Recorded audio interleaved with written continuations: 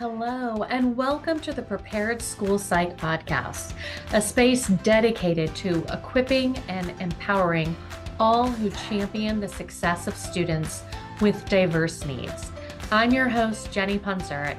Leveraging my 20 plus years as a school psychologist, presenter, and consultant, I work alongside school psychs to provide practical strategies that can be easily implemented, which in turn will support student success.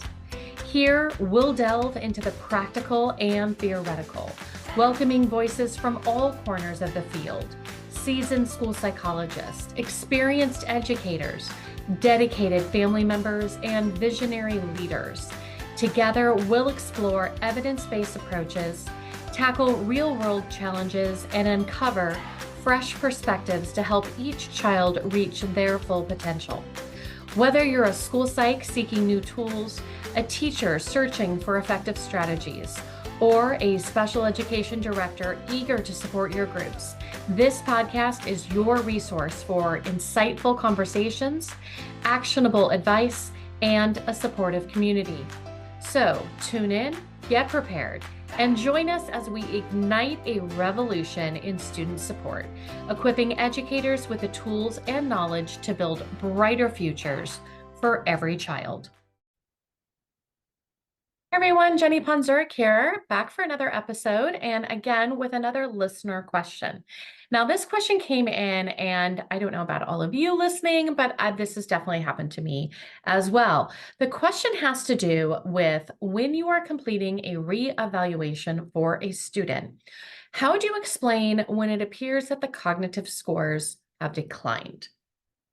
Now, I don't know about all of you. I love to do comparisons when I'm scoring my results, and definitely when I'm writing my report from this evaluation comparison to the last evaluation.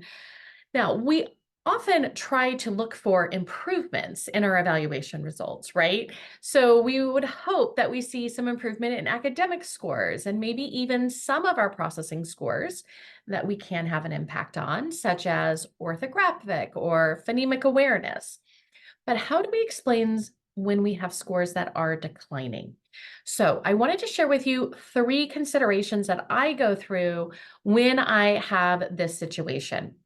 Looking back at the last evaluation, and now we have our current evaluation, and it looks like some of the scores have declined.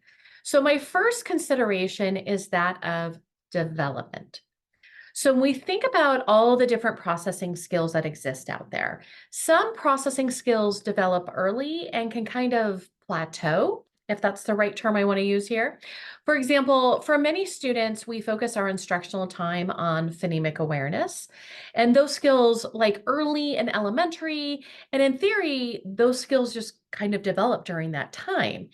And we tend to expect that students can blend or segment, but those skills don't tend to have a lot of huge growth when we think about those skills in the teenage years, because we've already learned those skills. Other skills, such as fluid reasoning, continue to grow and develop as we age, right? If you think about how the expectations change on many of our fluid reasoning tasks from our standardized test, not only do we expect that students can complete more items, but we typically expect them to solve these problems quicker and quicker. Fluid reasoning skills are not used as much in first grade as they are even in something like fifth grade. So if your fluid reasoning skills declined, it might not be that they lost skills, but instead their fluid reasoning skills have just not continued to develop on the same trajectory as most students. Because for many students, those are continuing to grow and develop, and we're just not seeing that type of growth with my particular student. So the first thing I always consider would be any sort of developmental explanation. The second thing that I think we're all considering as well would be any sort of social emotional factors, including motivation, that could be impacting the current results. So, as we know, being anxious or sad can impact how well we're able to focus and concentrate during subtest. So, think about how well your brain works during an IEP meeting when someone asks you a question that you're not ready for, right? Sometimes, and this happens to me as well, if that question causes you to feel anxious, you cannot quickly retrieve that answer from your brain, even though it's in your brain, right? I hate those moments. So, if you have a student who has ongoing anxiety concerns, is anxious about the testing situation, or just got into an argument during lunch before your testing, all of these factors may impact your results, your current results, right? Having a bad day at school can impact your motivation for testing, or not understanding why you're completing testing with the student can impact performance and therefore the results as well. So, one, development. Two, are there any social emotional factors, including motivation? And my third category would be other types of factors that could include things like sleep, medication side effects, or things in that realm.